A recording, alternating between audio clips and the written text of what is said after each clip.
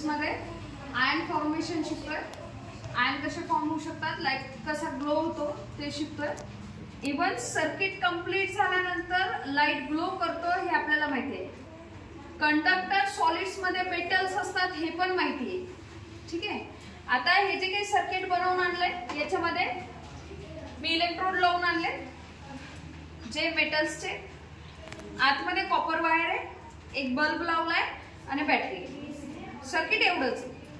मी याला फक्त स्विच लावलेला नाही कारण इथून काढलं तर बॅटरी डायरेक्ट ओपन होईल म्हणून पैसे वाचत तेवढे. ठीक आहे ना.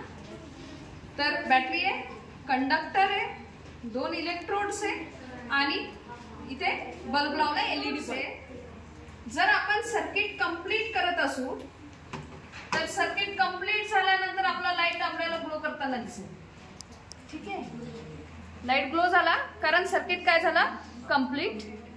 सर्किट कंप्लीट झाला, काढून टाकला तर सर्किट कट झालंय म्हणून मग आता लाईट ग्लो होताना दिसणार नाही. व्हाईट वॉटर टाकल्यानंतर हे काय करतात,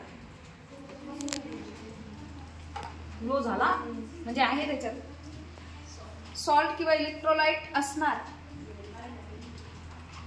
समजलं तुम्ही. इथनं जर पाहिलं इथे ट्रान्सपरंट आहे, दोन्ही नेल एकमेकांपासून दूर आहे, ते एकमेकांना कनेक्ट झालेले तरी पण त्या पाण्यामधनं म्हणजे जे काही वॉटर आपण ऍड केलं तिथे सॉल्ट प्रेझेंट असतील, ते सॉल्ट आयन फॉर्मेशन करतायत आणि आयन मूव्ह होत आहेत.